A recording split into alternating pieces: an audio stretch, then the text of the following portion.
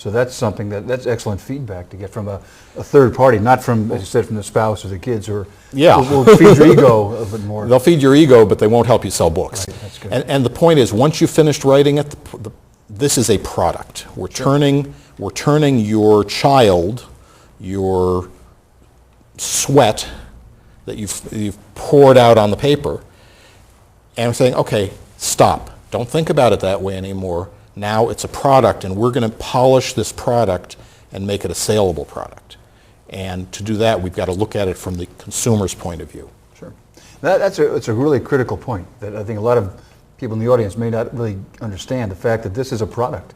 Yeah. The publisher will look at it as a marketing opportunity. It's not necessarily a literary decision, it's a marketing decision. That's They're right. looking at a product that's saleable. You hope it's saleable. Well, right, I would think after you're done with it, it'd be a lot more saleable than it than was before. when you got it. Right.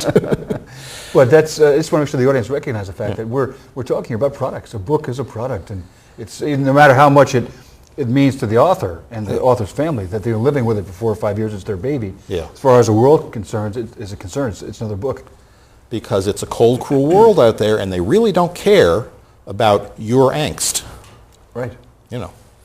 So then once it's edited, then it goes into a production process. Design it, lay it out, typeset it, send it to the printer, gets printed, bound, packaged, off into the distribution chain, and hopefully it sells. Hopefully, with a lot of marketing into it. Yeah. But I've had authors on the show that have even said, well, I'm an English major, I can edit my own work. No, you can't. That's I can't exactly edit. right. If somebody goes to my blog, they're going to say, who's this guy? This guy needs an editor. Well, yeah, of course I need an editor. Everybody needs an editor. You know, it's very, very hard to edit your own work because George Orwell put it, he wasn't the first person who said it, but the most colorful, murder your darlings. You know, you tend to fall in love with your own words and your own sentences and your own phrases and just, oh, that's perfect. Just what I want to say. Yeah, but does it advance the story? And if not, strike it out. Well, it's hard to do that with your own work. It is, actually. I wrote several books. I used to take those paragraphs out hesitantly and place in another file. I'll use that some other time. And actually you never will, but it feels better to do it that way. Exactly right. I didn't think I wasted that time. It's such good writing. But as you say, will it sell? Right. That's an important Not so much thing. will it sell. Does it advance the purpose? Does it get the reader from here to here? Yeah. And if it doesn't, if it's just a clever turn of phrase, sorry, it doesn't cut it. Do you find there's a big difference, obviously, of the function, but as far as fiction versus nonfiction, about for a new writer, or I'm not sure how to phrase this question, but are new writers better at fiction or nonfiction, or is there any? I would say fiction, because in fiction you do have people who see themselves as writers, they see themselves as caring about language. In nonfiction you tend to have people who have something to tell you, something to teach you, and their focus is on reality and not on words. So they tend not to be writers. Because I speak at writers' groups, and in most cases the other speakers are talking about some function of fiction, dialogue or plot or character development, and they don't talk about writing nonfiction. That's why I was leading to that question. I spent 10 years as a tech writer, which is, you know, fiction mostly. But in principle, it's supposed to be nonfiction. Right, yes. In fact, it's fiction. Yeah, expository writing is a different craft from fiction writing, but you're still using words, and you still have to have some sense of how the language flows and how people hear and how people read. Remember, all this stuff, the type and the editing and the paper and the binding, that's all getting in the way. It's all mediating the communication between the author and the reader. Sure. And my job is to make that as transparent as possible and not have it be in the way. So that's hard. I mean, books need to be transparent. When you're sitting and reading, that's right. You know, you've got to be communicating mind to mind and heart to heart with the author. Whether it's fiction or nonfiction, that's true. You have to understand each other. And, you know, the author has to be anticipating what you're thinking, feeling, and wondering about fiction or nonfiction, and you as the reader have to get what the author's trying to tell you, fiction or nonfiction. That's a really important point, and finding out who's your target reader. I'll ask authors, who's your target reader? And they'll think about it for a while and say, well, anybody who likes fiction.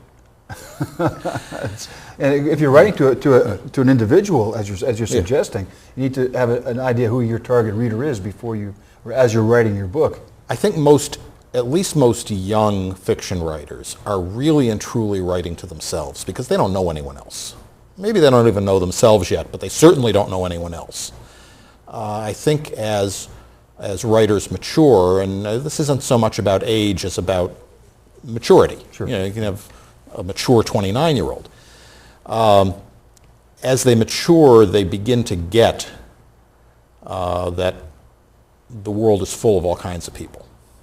And then they can answer that question better. But it's a question I think people need to, particularly when they start their marketing, at least you have an idea of to whom the book should be marketed to, who the, Right. who Who's the audience? Who should buy this product. That's the first question I ask authors who write to me on my website. They'll just click a link and there will be an email form and they'll start typing. They'll say, how much to edit my book? Okay, well, Yeah, well, how much to market my book? I get the same right, question. yeah, okay. And what I say to them is, okay, let's back up. First of all, who's your audience? Yeah. What's the market for the book? If you don't know what the market is, if you can't say in a couple of sentences what the market for this book is, we can't work with each other.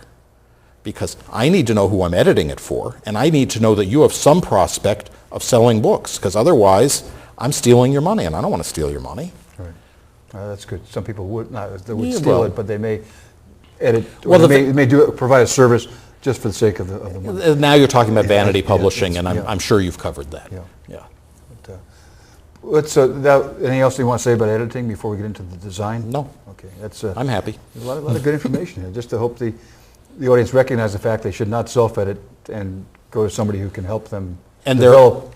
there is one thing I would say. Find an editor who you get along with. I'm kind of a brusque, direct person. Yes, you are. And a lot of people don't like that. A lot of authors are a little too timid, a little too introverted, a little too inexperienced, and they're afraid of me. Okay, that's fine. There are a lot of editors out there who are very gentle. They'll hold you by the hand. They'll talk to you about every comma they want to change. Okay, I'm not that person. There are a lot of very competent editors who are that person. So find somebody who you're happy working with. Where would someone in the audience find an editor? Just online? Google is your friend. Yeah. Just book editor? Book editor, if you want to work with somebody face-to-face, I rarely do that. If you want to work with somebody face-to-face, put book editor and put your city in. Editing service, be imaginative, be creative. Before you mentioned your blog, you have a blog about editing also? Yeah. How do people find that?